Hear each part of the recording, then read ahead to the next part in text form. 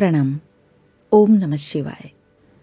जीवन में होने वाली सभी घटनाओं को समझना बेहद जटिल प्रक्रिया है और जटिलता भी रहस्य ही है और जीवन इसी रहस्य से जुड़ा हुआ है। मनुष्य जन्म संबंधों पर आधारित है। इस संबंध में मित्रता, शत्रुता, प्रेम, मिलन, बिछड़ना, दया, नफरत, घृणा, आकर्षण, कई भाव छुपे हुए होते हैं। लेकिन व्यक्ति के जीवन के साथ जुड़े हुए इन संबंधों में सबसे बड़ा छुपा हुआ भाव है मोह। कई व्यक्ति प्रेम और मोह के बीच का भेद नहीं समझ पाते, क्योंकि उनके लिए कई बार प्रेम ही मोह बन जाता है। किसी भी व्यक्ति की निजी स्वतंत्रता को छीनना, स्वयं के अहंकार के अनुकूल दूसरे व्यक्ति को बनाना, अपनी इच्छाओं की पूर्ति हेतु दूसरे व्यक्ति की प्रगति को रोकना, यह सभी कारण मोह को दर्शाते हैं। ज्योतिष शास्त्र ज्ञान से जुड़ी हुई लंबी यात्रा है, जिस यात्रा में आप स्वयं के जीवन का बोध और लक्ष्य को समझ पाते हैं। जन्म कुंडली में मोह रूपी माया को जन्म देने वाले ग्रह छाया ग्रह राहु और केतु, यह दोनों ही ग्रहों का स्वयं का कोई अस्तित्व नहीं है, इसीलिए इन्हें छाया ग्रह कहा जाता है। जो ग्रह जिनका अस्तित्व ही नहीं है, फिर भी जो इस चलायमान सृष्टि में इतना असर क्रिएट करते हैं, तब ये बात बेहद विचारपूर्ण है कि किसी भी व्यक्ति के जीवन में इन दोनों ही ग्रहों के द्वारा मिलने वाले प्रभाव को समझना कितना जटिल होगा। आपके पूर्व जन्म की अधूरी इच्छाओं को दर्शाने वाले ग्रह राहु केतु हैं और मनुष्य रूपी साधन से जुड़ी हुई व्यवस्था हमारे कई जन्म के कर्म की पूर्ण अपूर्ण इच्छा का ही परिणाम है। सभी मनुष्य अपने पूर्व जन्म की स्मृतियों को न याद कर पाते हैं, न ही अपने ज्ञान को जागृत करके उन स्मृतियों से परिचित हो पाते हैं। इसीलिए वर्तमान जन्म कुंडली में राहु और केतु की स्थिति को समझने पर हम पूर्व जन्म से जुड़े हुए संस्कार को समझ पाते हैं। केतु जो कि तड़प से जुड़े हुए ग्रह हैं, यह ग्रह हमें दुख और पीड़ा का अनुभव देकर डिटैच होना सिखाते हैं। केतु ग्रह के द्वारा उत्पन्न होने वाला असंतोष व्यक्ति के जीवन में मोह को जन्म देता है और यही मोह की पराकाष्ठा व्यक्ति को डिटैच होना, वैराग्य सिखाती है। इसीलिए केतु को वैराग्य का ग्रह भी कहा जाता है।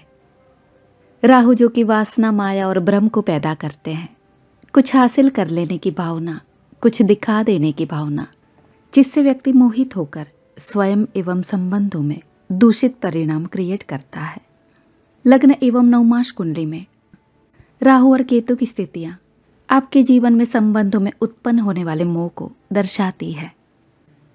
लग्न भुवन में राहु व्यक्ति को स्वयं की इच्छा, महत्वाकांक्षा, कुछ कर गुजरने की चाह, समाज और परिवार को स्वयं की प्रतिभा से प्रेरित करने की चाह देता है। ऐसे व्यक्ति अहंकार से भी पीड़ित होते हैं। राहु को north node of the moon कहा जाता है, जिससे ठीक 180 डिग्री पर केतु महाराज उपस्थित होते हैं। इसीलिए लग्न भुवन में राहु उपस्थित होने पर केतु महाराज सप्तम भुवन में स्थान ग्रहण करते हैं। कुंडली के सप्तम भुवन में केतु ग्रह उपस्थित होने पर व्यक्ति अपने पार्टनर, अपने साथी से असंतोष महसूस करता है। व्यक्ति की स्वयं की एक्सपेक्टेशन, व्यक्ति की स्वयं की इच्छाएं, व्यक्ति स्वयं की इच्छाओं के प्रति मोह से साथी के साथ के संबंध में असंतोष को जन्म देता है। व्यक्ति का साथी व्यक्ति की सभी बातों को समझे, हर समय उनकी बातों को माने, उनको सराहे, उनके बताए मार्ग पर चले। व्यक्ति के जीवन में ऐसी विचारधारा से पीड़ा और मोह का जन्म होता है। अपने साथी को समझाना, उनको अपने तरीके से ढालना, साथी के लिए ज़्यादा विचार करना, व्यक्ति के जीवन में यह सारी ही परिस्थिति मोह और पीड़ा को जन्म देती है। कुंडली का सेकंड हाउस द्वितीय भुवन में राहु महाराज व्यक्ति को धन, कुटुंब और वाणी के प्रति बेफिक्र बनाते हैं। ऐसे व्यक्ति परिवार से इच्छा पूर्ति ना होने पर कुछ ऐसे मार्ग का चयन करते हैं जो उन्हें बड़े गलत विषयों में उलझाता है। इसीलिए साथ ही अष्टम भुवन का केतु व्यक्ति को इच्छाएं, कुछ नया कर गुजरने की चाह से पीड़ित रखता है और असंतोष देता है। धन एवं भौतिक व्यवस्था की पूर्ति के प्रति भी व्यक्ति मोह को जन्म देता है, जिससे भीतर का अंधकार और गाढ़ होकर व्यक्ति को परेशान करता है। कुंडली के थर्ड हाउस तृतीय भुवन में राहु महाराज उपस्थित होने पर व्यक्ति को घर से दूर की यात्रा में रस देते हैं। ऐसे व्यक्ति भाई बहनों के प्रति योग्य व्यवहार नहीं कर पाते, कई बार अपने भाई बहनों की ज़्यादा चिंता से भी ये परेशान रहते हैं।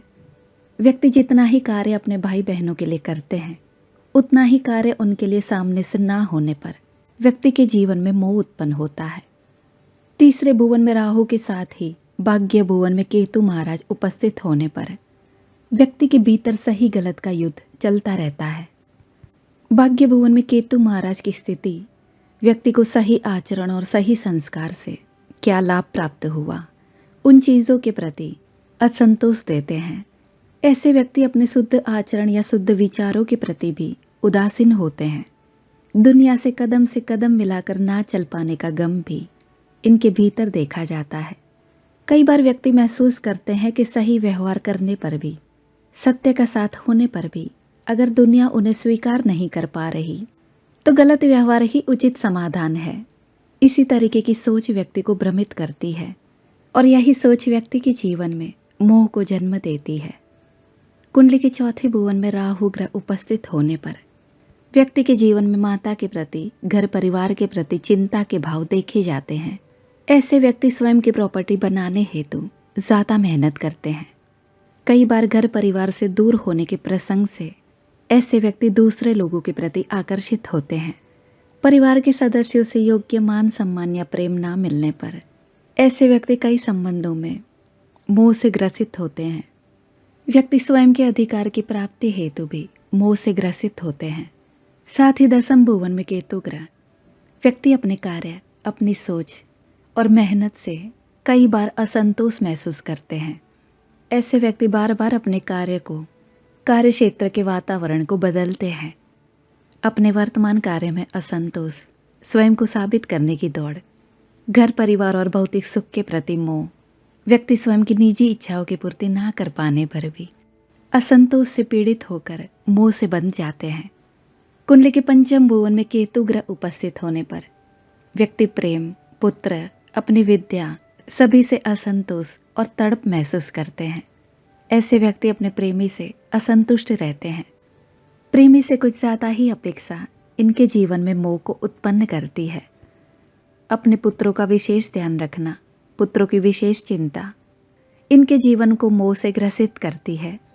अगोचर विश्व से जुड़ी हुई यात्राएं व्यक्ति के जीवन में काफ़ी अच्छा बदलाव लाने के बावजूद ऐसे व्यक्ति कुछ नया पाने की चाह से पीड़ित होते हैं। साथ ही 11वें भुवन में लाभ भुवन में राहु व्यक्ति को जीवन में मित्र, लाभ और प्रतिष्ठा के प्रति मोहित रखता है। ऐसे व्यक्ति अपने कार्यों से लोगों के बीच मान सम्मान की प्राप्ति की अपेक्षा रखते हैं। दूसरों को स्वयं के प्रति मोहित करने की चाह भी इनके जीवन में देखी जाती है।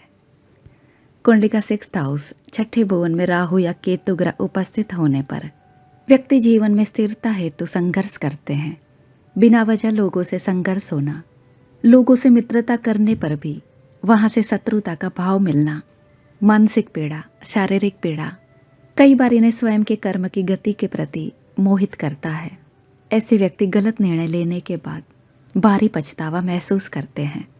खुद को बदलने की चाह से पीड़ित होते हुए भी यह दिखाई देते हैं।